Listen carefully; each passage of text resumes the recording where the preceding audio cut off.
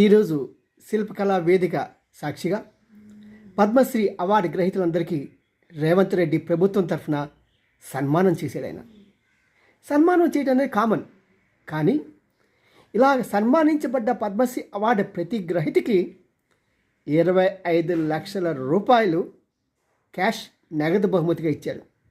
బేష్ బేష్ భలా భలా రేవంత్ రెడ్డి, కళాకారుని ఎంత గొప్పగా నువ్వు ఆస్వాదించావో. మరి ఎక్కడితో ఆగిపోతాడా రేవంత్ రెడ్డి? చురుకైన వాడు సిసింద్రి చిట్టిబాబు అంటే సిసింద్రి రేవంత్ రెడ్డి. వారికి ఖర్చుల కోసం ప్రతి నెల 25,000 రూపాయలు ఏర్పాటు చేశాడండి పెన్షన్గా. మరి కళాకారులందు ఆనాటి కృష్ణదేవరాయల తర్వాత ఈనాటి రేవంత్ రెడ్డి సమమైన సాటి చిరంజీవి.